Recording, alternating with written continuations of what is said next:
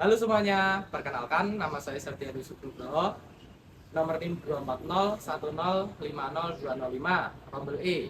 Pada kesempatan kali ini, saya ingin menampilkan strategi pengelolaan pembelajaran bagian menjelaskan untuk memenuhi UTS mata kuliah strategi dan pengelolaan pembelajaran. Selamat menyaksikan.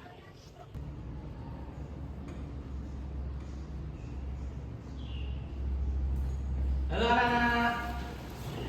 Halo Kak.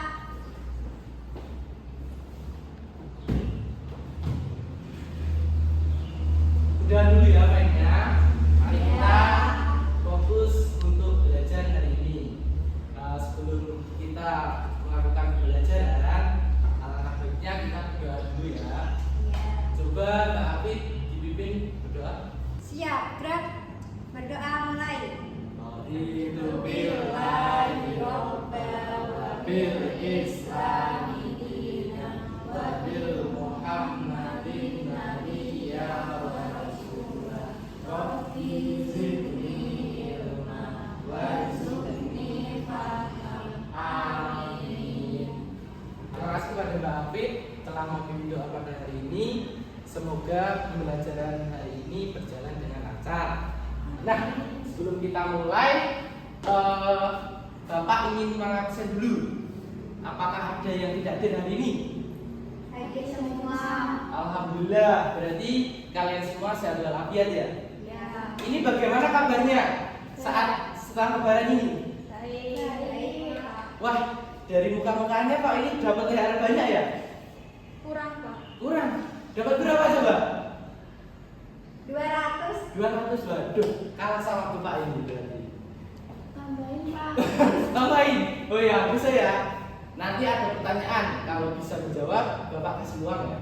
Oke, nah, lebaran kan sudah selesai ya.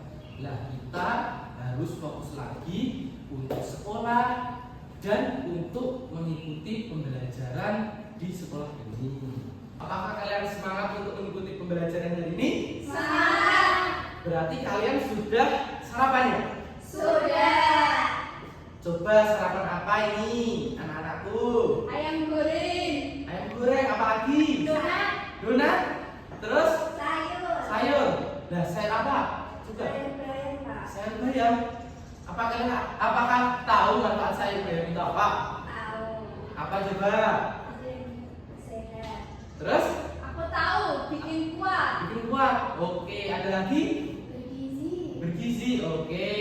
Itu merupakan salah satu manfaat sayur bayam agar kita tetap semangat, kita kuat, kita sehat untuk mengikuti pembelajaran pada hari ini. Sebelum Bapak memulai, tadi kalian itu ke sekolah itu naik apa? Diantar atau naik sepeda atau jalan kaki? Naik sepeda Pak. Naik sepeda? Jalan kaki Pak. Jalan kaki. Oh, ini berarti macam-macam ya? Ada yang naik sepeda, ada yang jalan kaki, ada yang diantar sama orang tuanya. Nah, di sepanjang perjalanan itu, apakah kalian melihat pepohonan atau tumbuhan?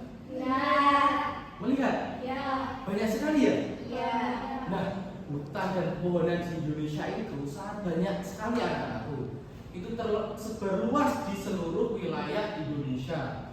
Nah, dengan hal itu, maka Indonesia itu ada peringkat 3 di dunia dengan hutan terluas dan menjadikan salah satu negara dengan julukan paru-paru dunia. Nah, kenapa pepohonan dan tumbuhan itu dapat menunjang kelangsungan hidup di bumi? Apakah ada yang tahu? Tidak tahu. Untuk menjawab pertanyaan tersebut, Bapak akan menjelaskan proses fotosintesis pada tumbuhan. Baik anak-anak, selanjutnya Bapak ingin menjelaskan apa itu proses fotosintesis. Sebelumnya Bapak awali tumbuhan itu tidak seperti manusia yang bisa makan seperti kita, seperti makan bakso, makan sate, makan soto, dan makanan yang lainnya. Dan sistem pencernaan pada tumbuhan itu tidak seperti pada manusia dan hewan. Tumbuhan itu memiliki kemampuannya sendiri untuk menghasilkan atau memasak makanannya sendiri. Bapak, berarti tumbuhan gak punya mulut sama ngomong kayak kita? Betul sekali, Ica, bahwa tumbuhan itu tidak memiliki mulut, tidak memiliki lambung dan sistem pencernaan selaknya manusia dan hewan, tapi ia bisa memasak makanannya sendiri.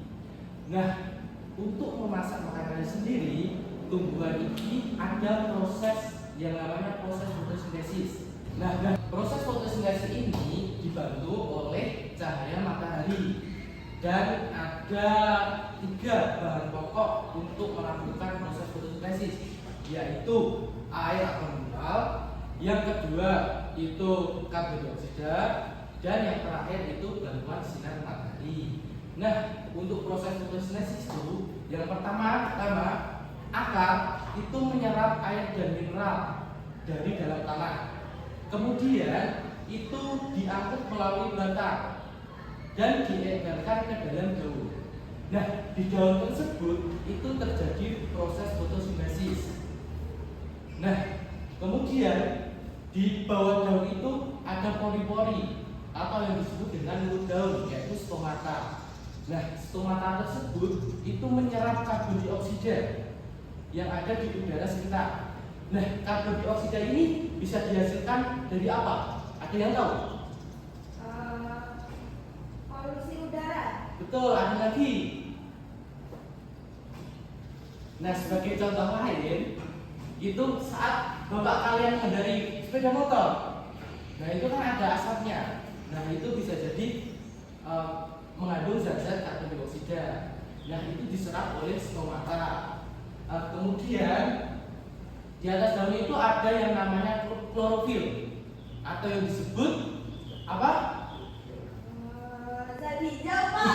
Betul sekali, zat hijau daun.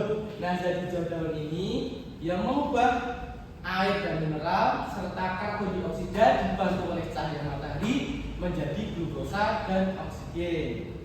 Paham? Paham, Pak. Nah, hasil dari proses fotosintesis itu ada 2, yaitu glukosa dan oksigen.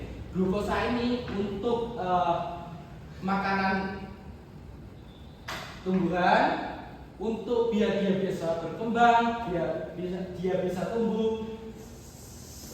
Dan oksigen itu yang dilepas ke udara yang untuk kita hidup. Nah, demikian penjelasan proses fotosintesis dari Bapak. Apakah ada yang ditanyakan oleh anak-anak? Ica mau tanya, Pak. Apa, Ica? Kan tadi katanya yang membantu fotosintesis itu klorofil atau zat hijau. Nah, di situ kan ada tanaman warna kuning. Nah, itu bisa fotosintesis nggak, Pak? Oke, terima kasih Ica atas pertanyaannya. Mbak jawab ya. Nah, ini warnanya kan kuning kan? Iya. Yang lainnya hijau.